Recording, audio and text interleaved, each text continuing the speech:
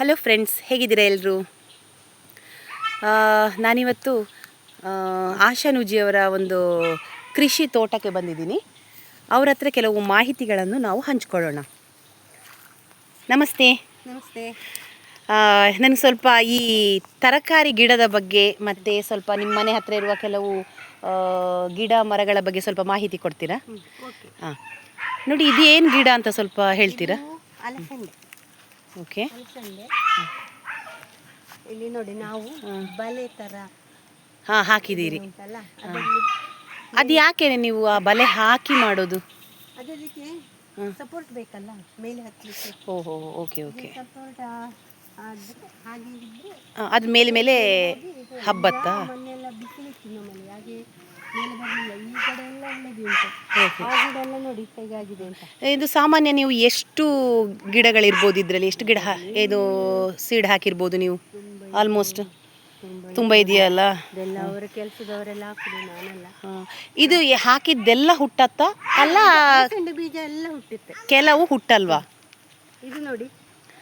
ಓ, ಹಾಗಾದರೆ ಸಾಮಾನ್ಯ ಈಗ ನೀವೆಲ್ಲ ಬೀಜ ಹಾಕಿದರೆ ಇದು ಅಲಸಂಡೆದು ಹುಟ್ಟತ್ತೆ. ಓಕೆ. ಇಲ್ಲಿ ಏನಾದರೂ ಹಕ್ಕಿಗಳ ಕಾಟ ಇದೆಯಾ ಮುಂದೆ ಆದರೆ? ನವಿಲು ಬರುತ್ತೆ. ನವಿಲು ಬಂದರೆ ಅದಕ್ಕೆ ಬಲೆ ಹಾಕಿದ ಕಾರಣ ಈಗ ಅಷ್ಟು ಬರುವುದಿಲ್ಲ. ಹಾಗೆ. ಇವಾಗ ಇದು ಚೆನ್ನಾಗಿದೆ ಅಲ್ಲ, ಸಸಿ ಚೆನ್ನಾಗಿದೆ, ಈಗ ಆಗ್ತಾ ಇದೆ ನೋಡಿ. ಮಳೆ ಬಂದು 2 ದಿವಸ ಆಯ್ತು. ತುಂಬ ಮಳೆ ಇದೆ ಫ್ರೆಂಡ್ಸ್. ಈಗ ಒಂದು 4 ದಿನದಿಂದ ನೋಡಿ, ಇದು ಹೂ ಬಿಟ್ಟಿದೆ ನೋಡಿ. ನೋಡಿ ಇನ್ನಾಗುತ್ತೆ. ಅದು ಸಸಿ ಇದು ಮೇಲೆ ಕೂಡಲೇ ಆಗತ್ತಲ್ಲ. ಓ, ಇದು ಮೇಲೆ ಹಬ್ಬಿದೆ ಇನ್ನು. ಹಾಗಾದ್ರೆ ಇನ್ನು ಸ್ವಲ್ಪ ದಿವಸದಲ್ಲಿ ಕಡೆ ಸ್ವಲ್ಪ ಇದಾಗಿದೆ, ಆ ಕಡೆ ಸ್ವಲ್ಪ ಜಾಸ್ತಿ ಇದೆ. ಓಕೆ, ಬೆಳೆದಿದೆ. ಓಕೆ.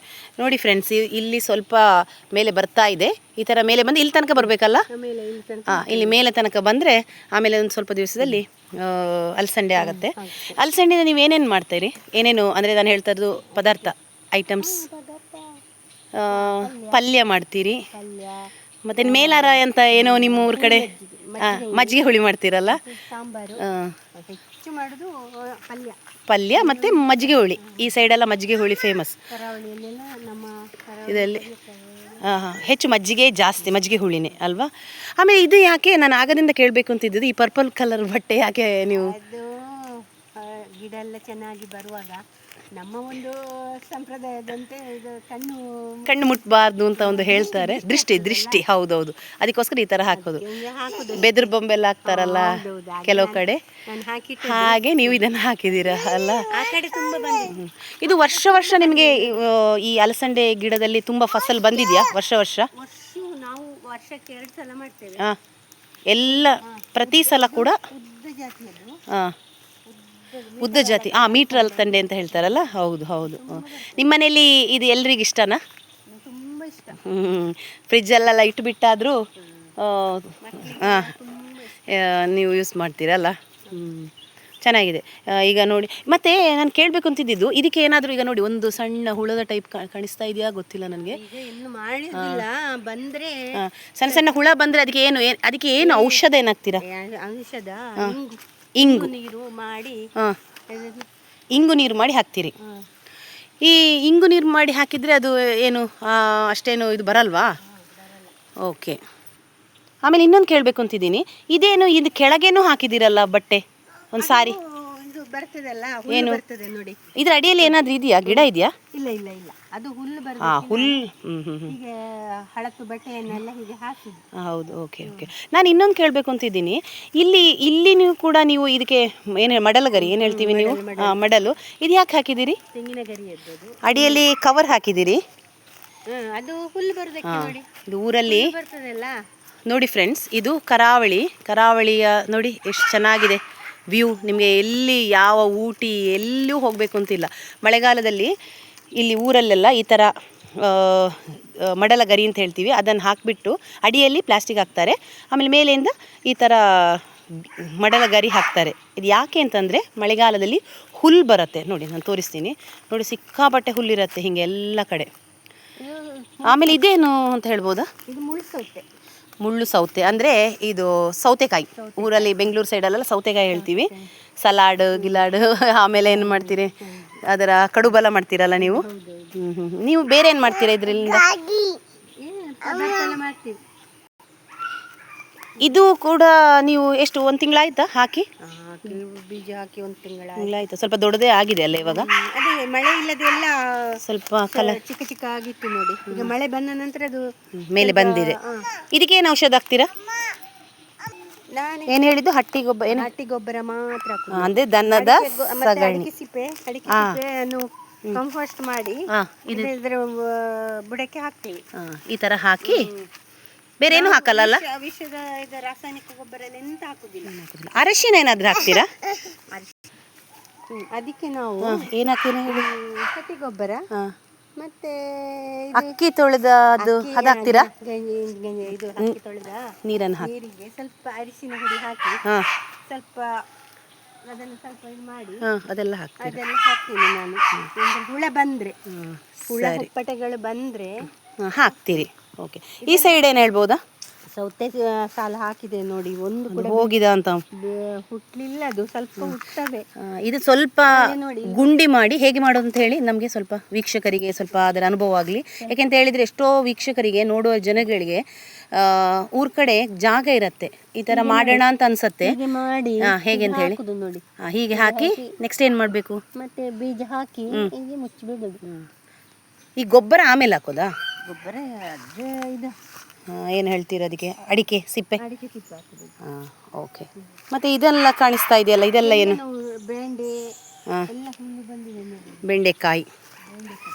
ಇದು ಊರ ಕಡೆ ಬೆಂಡೆನಾ ಅಲ್ಲ ಈ ಘಟ್ಟದ ಮೇಲೆ ಗ್ರೀನ್ ಕಲರ್ ಇದ್ದು ಬರುತ್ತಲ್ಲ? ಉದ್ದ ಬೆಂಡೆಕಾಯಿ. ಕಾಯಿ ರಸ ಎಲ್ಲ ಚೆನ್ನಾಗಿರತ್ತಲ್ಲ ಬೆಂಡೆಕಾಯಿದು? ಓ, ಇದು ಬದನೆಕಾಯಿ. ಎಣ್ಣೆಗಾಯಿ ಮಾಡುವ. ಬದನೆಕಾಯಿ ಸಸಿನ ಮಾಡುವ. ಏನಾಗಿದೆ? ಹುಳ ಬಂದಿದ್ಯಾ ಅಂತಲ್ಲ? ಬಂದಿದೆ. ಇದಕ್ಕೆ ಸ್ವಲ್ಪ ಏನಾಗ್ತೀರಾ? ಒಲೆಯ ಬೂದಿಯನ್ನು ಹಾಕಿದ್ರೆ ಒಳ್ಳೆದಾಗುತ್ತೆ. ಸ್ವಲ್ಪ ಏನೋ ಹಾಕಿದ್ದೀರಾ? ಏನೋ ಇದೆ ಸ್ವಲ್ಪ ಅದು ಸಗಣಿ ಸಗಣಿ ನೀರು. ಇಲ್ಲಿ ಇವ್ರ ಮನೆಯಲ್ಲಿ ದನ ಇದೆ. ಎಷ್ಟಿದೆ ದನ ಈಗ? ಹೆಂಗಿದೆ? ದನ 2 ಇದೆ. ಒಂದು ಮಗು ಅಲ್ಲ, ಅದರ ಕರು ಕರು ಮತ್ತು ಹಸು ಮತ್ತು ದನ ಇದೆ ಅಂತೆ. ಅದರಿಂದಲೇ ಅವ್ರು ಏನು ಮಾಡ್ತಾರೆ ಅಂದರೆ ಹಾಲು ಅವರು ಅದನ್ನೇ ಮನೆಗೆ ಯೂಸ್ ಮಾಡ್ತಾರೆ, ತುಪ್ಪ ಅದರಿಂದ ಮಾಡ್ತಾರೆ, ಆಮೇಲೆ ಮಜ್ಜಿಗೆ ಮಾಡ್ತಾರೆ. ಇಲ್ಲಿ ಇವರಿಗೆಲ್ಲ ಮಜ್ಜಿಗೆ ಸ್ವಲ್ಪ ಜಾಸ್ತಿ ಬೇಕಾಗತ್ತೆ. ಸೊ ಆಮೇಲೆ ಅದರಿಂದ ಸೆಗಣಿಯನ್ನು ಅಂದರೆ ಈ ಗೊಬ್ಬರ ಆಗತ್ತೆ ಅಲ್ವ, ಅದು ಈ ಥರ ಯೂಸ್ ಮಾಡ್ತಾರೆ. ಸೊ ದನದ ವಿಷಯ ಹಾಗಾಯಿತು. ಆಮೇಲೆ ಬೇರೆ ಅದಲ್ಲದೆ ಬೇರೆ ಏನಾದರೂ ತರಕಾರಿ ಮಾಡಿದ್ದೀರಾ? ಈಗ ಇಷ್ಟು ಬಸ್ಸಲ್ಲೇ ಇದೆಯಾ? ಆ ಸೈಡ್ ಇದೆಯಾ? ಇನ್ನೊಂದು ಸೈಡ್ ಇಲ್ವಾ? ಈ ಸಲ ಮಾಡಿಲ್ವಾ? ಹೌದಾ? ಓಕೆ. ತುಂಬ ಚೆನ್ನಾಗಿದೆ, ಈ ಪರಿಸರನೇ ತುಂಬ ಚೆನ್ನಾಗಿದೆ. ಇನ್ನು ಸ್ವಲ್ಪ ಹೂವಿನ ಗಿಡದ ಬಗ್ಗೆ ಹೇಳ್ತೀರಾ? ಮುಂಡಿ ಇದೆಯಾ? ಒಂದು ನಿಮಿಷ. ಓ, ಇದು ಪತ್ರೊಡೆ ಮಾಡುವ ಸೊಪ್ಪ ಇದು? ಅಲ್ವಾ? ಇದು ಯಾವುದು? ಇದು ಕೆಳಗಿದ್ದು ಗ್ರೀನ್ ಕಲರ್ ಇದ್ದೇನು ಹೇಳಿ? ಇದು ಕ್ರೋಟನ್. ಇದು ಕೆಳಗಡೆ ಇದೆ ಅದು? ಓಕೆ. ಅದು ಕೆಲವರಿಗೆ ಅದರಲ್ಲಿ ಸಂಶಯ, ಇದರಲ್ಲ ಆಗತ್ತಾ ಪತ್ರೊಡೆ ಅಂತೇಳಿ. ಆಗಲ್ಲ. ಪತ್ರೊಡೆ ಸೊಪ್ಪೇ ನೋಡಿ. ಪತ್ರೊಡೆ ಸೊಪ್ಪು ತೋರಿಸ್ತಾರೆ ಇವಾಗ. ನೋಡಿ ಇಲ್ಲಿ ಎಷ್ಟು ಚೆನ್ನಾಗಿದೆ ನೋಡಿ, ಸೂಪರ್ ಆಗಿದೆ.